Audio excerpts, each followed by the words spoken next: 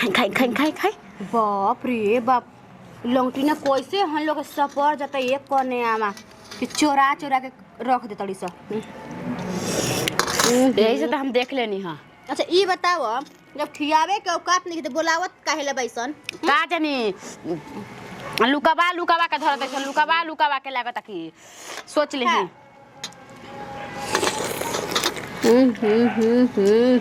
ये दीदी एक पीस लगता टेम तो हमें बड़ी निक लागता हो। हां जानतर कन्या हमरा रतिया न त नकियो खाइल ना भइ रे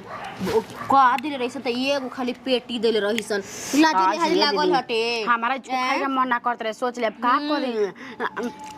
हमार बच्चेवा के तो छोटका के नाम रास्ता देले रहिसन। जानतरू हई मामी जी हई त का खेलार नंबर 1 हड़ी। हमरा यही से जाम न बुढ़िया से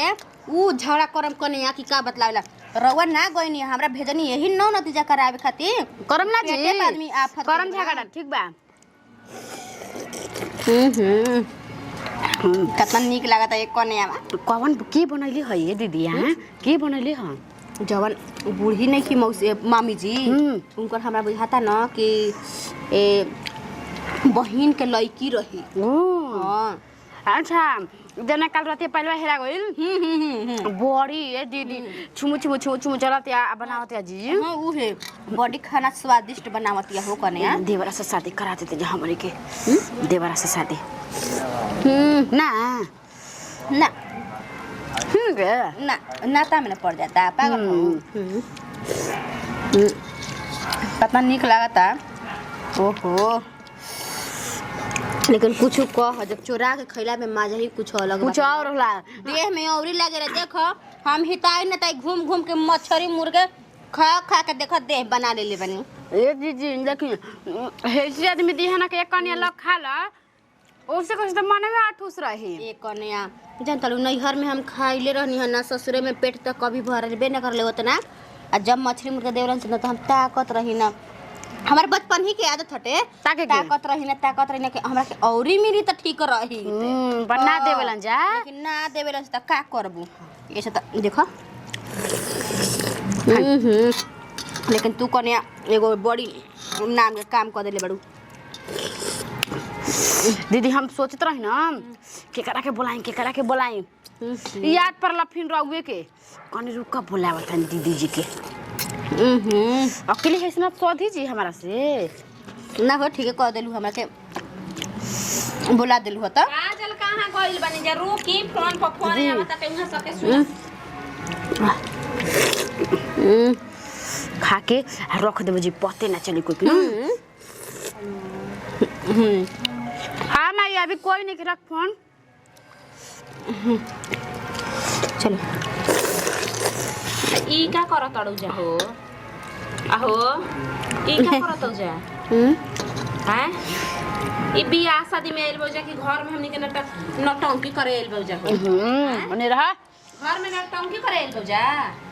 चभर बैठ के खा तड़ू जा हो। अजी चाउर पीने के आदमी सब कोई बोलाहट बाटे या कहत तड़ू जा कि हम जतनी आराम करे त उहा के छोड़ियो देनी है कि ज्यादा आराम कर ल जा दुनिया शाम से काम करी हो जा। हां आही चूल्ही पर से उतार के कढ़ाई में से है गमले में लेके खा तड़ू जा। राती के हो हां कन्या ना कन्या चोरा के धइले रहे के धइले रहे आदमी खात ना राती त का चिल्लात ना कि नहीं के मछली खत्म हो गइल खत्म। अभी लग गई कनेउआ खा जाती है ना। हां छोटा की खा जाती है नौटंकी क के रखले बड़ू जा घर में। इहे न आदमी कह जाला हो कि आपन खून में अपने देने हिची पराये देने ओनिए भाग रही त आपन त हौ जाना यही चलते से करत हो जा। का है मामी जी के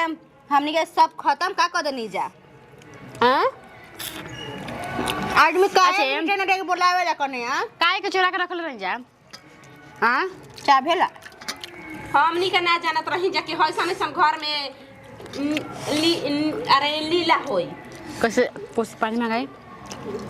गाय के मुंह ते लागत पी ना पीही न जा। हां पीही न जा। हमनी के त खइबा ना करिन जा त काहे तू खा ले हड़ू? हां ना खरीदा ई बताव तोहरे से कहत नी निमने से कहत खिसिया के नहीं कहत हम ही कोई घरे हित ना ता घरे जाई मैं अपना मने कराही में से काट के खा लेम तो कैसा लागी तू नी जनी त खइला हो जा फिर दोबारा खातो जा पलंग तर नीचे रख रहे काहे कहत नी रवा के कराही में मार बउआ तोहरे के खाए खाती आपके खाई खाजी के अपन रखले रही जा हां बस खाई में आ दोबारा ना खाई हां बस खाई पटीशन ले बेल बजा तब त नहीं कि कोने हुआ है नु अपन मर्दा भी सूती त कहियो जा कि ओकर मर्दा भी हम सुतम सुतब जानू गलत बात बाबू गलत बात बा ना ई गलत बात बा जा तोहरा के त कुछ कहीं जगत नहीं खे दोनों दू करम के बाड़ू जा क्या? तहार सास बाड़ी नु त तोहरे ऐसन बाड़ी उ त तोहरा के ऐसन सिखैले बाड़ी अभी कहत नु बानी हम घर में देखो कैसे बवाल करवावत तनी हम जाई ना स्कूल खातिर फोन करत एक कने जनतरू ए बूढ़ा गोइली लेकिन रिश्ता अभी पता नहीं के कि हमनी जी के मम्मी जे थी जन इनकर सास हई तो हमर मामी हई तो हमर सास इनकर का भइली हमें तो रिश्ता पत्ते नहीं खा 2 मिनटियन के कहत नहीं तो हमारे एको कहलिए नहीं कैसा लइका सुनत अपना मौज में रहत सन मिल गइल बिया गाड़ी आ दिन भर गाड़ी में कावत औसन कोनी की बुझात त ओबे तेल लागत कि नहीं खे लागत आय कुल जाके सामान देखत नहीं तो बड़का गिलास लिया छोटा के चाय पिए वाला गिलास नहीं कसलिए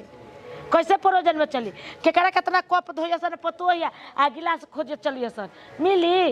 इने तो छोटकी छोटकी कपटी लिया दला चाय अपन त एगो हो बड़का बात कहत रे चुक्कड़ रे चुक्कड़ में चाय निक लागी हाथ नहीं कोनी का फवाई खर्चा करत सन जे कमाता ओकरा न बुझाता का रे ओ भाई केने बड़ तर हेजा का करता पूछ के का करता है तोरा के तो जरा कहानी ए बाबू छोटकी छोटकी गिलास तू भका भका मत कर आज आ गइल बा काम छी गिलासवा गिलास से भागल जाता है ना जे गिलास है छोटा के गिलास न खे आइला आ इमली 5 किलो फिर हलुआ या फोन कइले रहन त कहत त 5 किलो इमली मंगा दियो इमली के चटनी बनी टमाटर के चटनी ना बनी अरे तो इमली अब कहां से लिया जाए कह दे टमाटर काजू किशमिश बादाम सब डाल के वही में ओकर चटनी बना के मीठा इमली फिमली के कहां के जाए खोजे खातिर हम इमली दुकानी पे ना मिली ना मिला त इमली सब में मार छोड़ा छोड़ा के इमली धरे सा मार बालू आई थी में सटर रहला अरे तो जो बतिया ले उनके लिए हम नहीं की जाना हम नहीं खेती करके हमरा के डाय के दिल पे जतना बिया एगो ने तरई बैसन खेलवाड़िया नु तो सही कइले रहते सन हम एगो ननद के पतो आइल बिया तो ओकरा खइला ले आ सुतला ले फुर्सते नहीं के मिलत एको कामे नहीं के ओकरा करे के बुझात के ननद हसई होखेला एको काम नहीं करत ननद के पतो ही आइल बिया तू दुनो के गटिए करे त खा लेते सन पी लेते सन सुत जाते सन ई कौन ड्रामा बा घर में रे न तरई ऐसे करे हम जाके घर के माने मैटर में हम जाके बोली कि ते बोलबे बोलने ना बोलनी तो का कहतिया बड़ा के ए अम्मा जी का बोलत नहीं का चर्चा रहिले बने चुपचाप रही होई ना ओ हमनिए के नु करे के कार रहल त सुतासन घर में वैसा मुछ देले बने हमरा नहीं के देख जा तबे बोलत न तो हमरा सबक नहीं के बोला लाके बुझाइल तोर बाबू रे ऊ तो होने सब बाहर स्वारत बड़ा कि सब पानी छिट उठ के दूर कर दमुआई कबे बोलैलन होकरा के कबे संतिया के बोलैलन आ उ ना गोइल अब त खिसियई हन औ मारिए निहुरिए पर मैं झाड़ू मारत रहन पानी मारत रहन तो पानी चलाइयो देनी है फुगा के पतो फुगा के लड़किया के कह दिए जो संतिया के तो जो दुआरा बाहर देव दुआर बाहर खातिर न नहीं है भाई कहले ना भरला त फेर हुए अब इज्जतिया पूरा करवा जाई फेर ना भरी तो इज्जत गिरल कि ना कर नजर में छोड़ दे हम जाता नहीं हम लाग भीर के बाहरवा देम जालो हम नहीं कि जाना अपना अपना मन के कुल जाना कर लाठी एगो दे एगो झाड़ू ले जा कोही में डमोन भिरी बन्हना देता नहीं खड़े खड़े सब बाहर दिए तरह तरह आर तो वैसन मिलत रे जाके ले ले बजरिया पे लेगो बे तो खुल जाला उ जोन 150 रुपया वाला से कि 300 रुपया वाला सब बांध वाला सन मशीन से उ टूटे के टूट जिले हिल ना सकला उ तो ओ कनिए ले बनवा ले लेके नु तो निमन ले बांध दिए सन बुझाइल होता है तो दुआर बा के बाहरी रोज झाड़ू ले हमरा सब ने के बाहर हमर करिहाई दुखाए लगता आ केकरा के सब नेवता थी अंगे विजय देव को सब बता देले बड़े ठाकुर के हां भौजी ले मांग ले थी आई क्या कहला लिस्टा वाली केकरा घरे घर जाना देवा केकरा घर सब भरिया केकरा घरे चुलिया नेवार कुल ना तो कुल तोरे पे गिर जी निगार ते समझ लिए केकरा घरे खाइल बा चुलिया नेवार तो केकरा चुलिया नेवार देवे के बा इने के लुगु लुगु के दे दिए घर जाना बा दीवा दियो हमारा के बुझाता पगलई बे माई जवान होखल जतिया तो जन्नत के तारा बाप के चिंता नहीं अरे भाई तो हमनी के ते नयका में जाना तो या पुरानका में केकरा से कैसे चलत हम जानत के तेही जानत रे का होने लिख के धइले बिया जाके मांग के ओकरा ले आ जाके दे दे ठकुराई के दे दिए हम नहीं जानत हमरा के नौटंग हमारा चिल्ला लो मत हमरा के पार दुखाए दादी हम गुड़ियावा के माई कहता कि हम नहीं आई चाउर बिनवा में ओ का है का जाने कहता कह दिया अपन दादी ले आज का है अपन बेटिया के बीत गोल तुमकरा भोर का पर गोल न तो रहे तो बुझात रहे का जाने हमारे लिए कहली कि अपन दादी ले कह दिया कि नहीं आई चाउर बिनवा में आ कनी नो ज्यादा ना इतना तो छोड़ दे चाउर ना के बिन लगे कनी जो अपन माइल पहलावा मांग के खाना में के नहीं पहन लेबे के बुझात घुमत यही तरी हितना तो चरगवाओ तो सन देखे सन तो का करे सन ठीक बजा तनी मांग के ना बिया बैठल भी गाँव होने जाके देखे मांग के पहन ला ना तो मारब कानवा के जरिया डहले रहत जा कुल जनी हमरा के तो साड़ी तो खरीदाइल बा इतना बढ़िया बढ़िया कि कोई देखी तो कही कि कितना बढ़िया से साड़ी खरीद के लाइल बैसा जाई नु चढ़े खातिर तब बुझाइया कि कितना बढ़िया बढ़िया साड़ी है के जाई चढ़े खातिर भौजी भैया चढ़ाई बेरा मेरे हानु पो हाँ तबे नु गई हसन कि आजू के छुआला का जिंदगी निभाइया तारा भैया के निभावे के मत पड़ जाए ताकरे लाज करू देखी तो ठीक बनू बहुत सुंदर भौजी साड़ी सब मेरा सास खातिर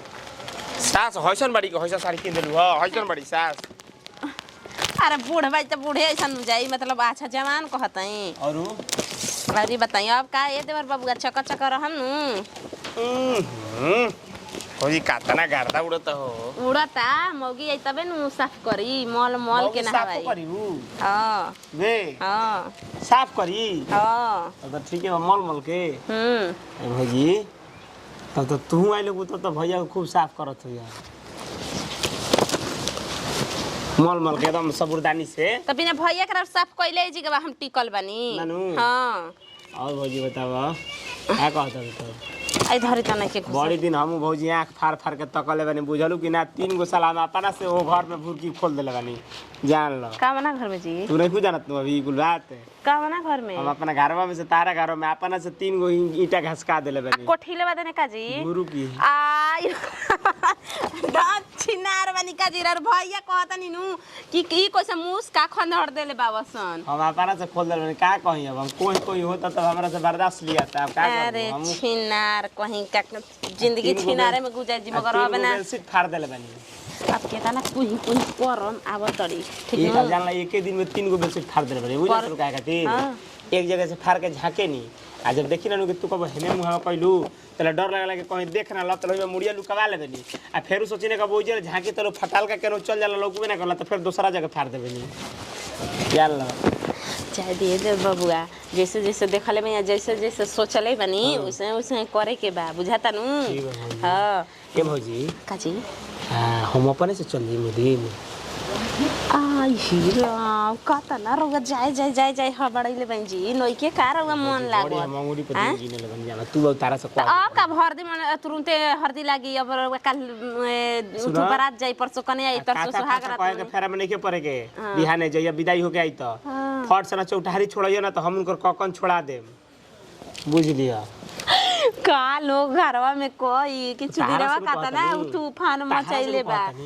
हां तारा सुन कहता नहीं तू भौजाई तारा से कहता नहीं देवर बाबू जितना रोगत तराइल बानी खमंजन भाई ओसे भयो खमंजन खमना जी अब हम जानता नहीं हमरा से कहियन तू बदमाश लेखा बात करेलू सुनो तुम्हारा के भौजी भेजवा दी घरवा में से करा है काची हमारा के अच्छा माने हम जान से हम भाव खाइम कम कि ना भौजी हम ना जिन तो तू माने हम जतने कम कि ना रउवा को हम कि ना ठीक बा तू जने को हम बताओ तो रउवा को हम कि ना ठीक ना हम कम जाई आ उन कनियो के कह देम कि उला जा कोपड़ हवन तनी बे ओ में को हम सब देख ले ओ में को हम सब देख ले अच्छा बहरिया खाली बहरिया में हम गाना में रहम नु छत पे जाके सूजी हम जान से हम जतने को हम कि ना तो तू जने एकदम उतने जल्दी भेजे के बोल अच्छा हम जाएंगे आज के शुद्ध दिन हटे ओ जिगवा जाइम तबे कुछ हमनी के घर में पूजा पाठ है पागल आदमी के सूते के इंतजार मत करे के सब लोग सूती तब हम भेजम के ना आदमी जागल हो तो कोनो बात नहीं खे हम खाला ना कहम आदमी हन के जाए तो भैया कर मन नहीं के बरियारी भेज के किली तू लगा दी हो ना से तो ओकर बाद तब तो हम तो वही में कहल ए जी मंगल भवन या मंगल हारी आई है मर्दा मौगी के कबारी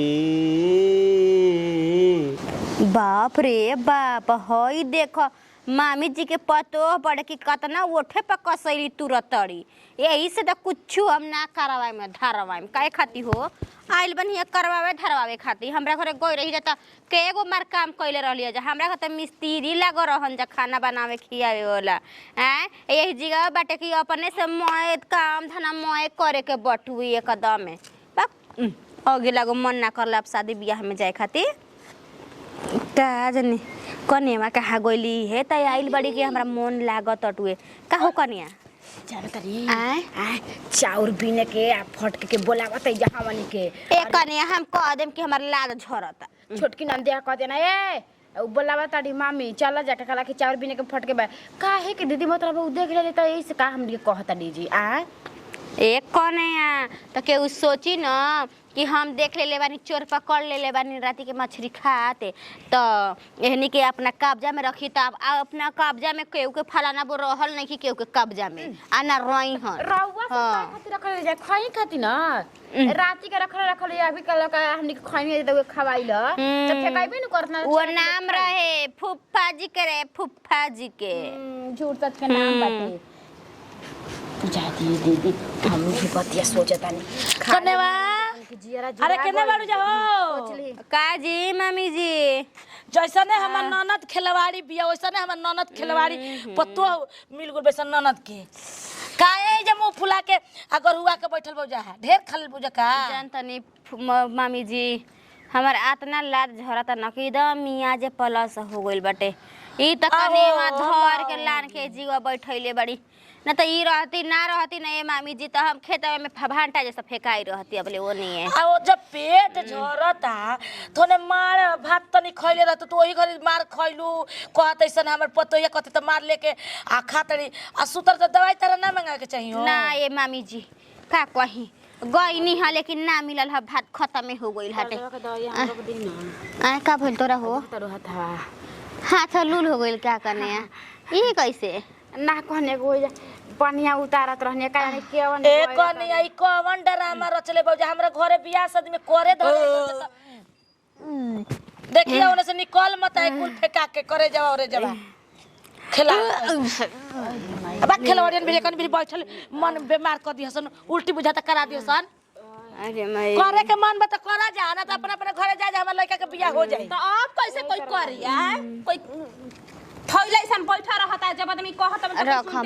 खाता पियता तब आदमी जाता उन कहेगा त खाता टोक दे तड़ी कह दे तड़ी इनका घर बियाह से में आवे जुगुत नहीं खे ई हमनी के रोक टोक करत त का बोली हम काम करी ना चाहे ना करी हम त मर्जी का करते नु वाली रउवा अम्मा जी कहत ना कि हमर नैहर के लोग बड़ी बढ़िया हो देख लेनी कितना फूलल बा ए मामी जी ए राउर बड़ पतोह बानी हिया के हमनी के त जो बड़ जेठानी लागम हिया के ओठे पर कसैली एकदम तू आ तो हनी जानी का के करत ओठे पे कसैली काटता कतने लोग तो चूतर से कसैली काटेला तू ओठे से कहत हां देख लीही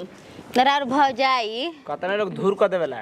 अतराउर भौजाई धूर करता नहीं केवन भौजी हवे हवे तू भौजी ना हो नहीं हम पूरे नु करत रहू अभी कैसा कहले नहीं खी जानलू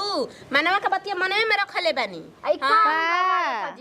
चोरवा के रे रखी खाए खतिया पने के हां अरे अब चुप रह हम सोचत नहीं कि ही तना का हो काम छी का तो कहलु तू का कहलु का तो कहलु बतासा पुलावरी चोरा के रखले रही पुलावरी हां इहो कुल का करतो लोग कहिया फुलौरी बन रहे त तू देख ले चोरा के रखल पूछा हम पतोय के लगैलू कहलू त कहलू कहबो बन के पतोय ऐसन कुल नहीं है तो हनी जानी सिखत कुल जा नहीं सब रउआ हमरा के करवावत जनी बोल जा गुल ना हमार के दिन बड़ा रहता ना का फुलौरिया बचा रहे आ हाय हो दादा का करवन खुद कावतन पीछे से दांते काट दो दांते काट दो जी कवना गंदा दत कौन तारा के गंदा दत उठवावे लुगा पहले बाड़ू जा घर में उठावेली उठवावेली ऐसे न तेथी होती हां काता ऐसा ने खिलवाड़ी हम सही में ऐसा ने उतर रही आज जैसे तो घर बिगड़ जाइए दादा बा एकन के जी में काम नहीं के देखी मामी जी ऐसे रोबन करम त बोरिया बिस्तर हमनी के बहान के अपना घरे दुआरे चल जाई रोज रोज हइसे होई त ई बरसिया लेखा अपने में हेतरे बजा के हइसे त ठीक लागत घर में हमनी के बजावता जा उहे सब बजावता जा हमार लाद झरता जी हमार लाद झरता देखत ना आता जाई ना दवाई तनी ले लाद झरे वाला लाद झरे वाला के लाद बंद करे वाला मतलब बंदे करे वाला हो गल बात हवा जाई जाई जाई जाई केन हो गलवा हां इहे देखी देखाबा जानता है दीदी सब काम जानता नहीं की समझत दाम सोच कर मतलब देतनी बोल नहीं की सकत है गैर मरद के ना छोलेला हाथ बा हां काले के तरह के ए लाद के दवाई ला अच्छा जाता ले ले उतरी कहत नहीं ए हरामी लइकवा हटे एकदम मन तक मुंह में धके थी कर दी हां सब नहीं आ चला हो कने चला चला चला ऐसा ही बहाना कर दल बन के हमारा हाथ दिखा चावल पी ले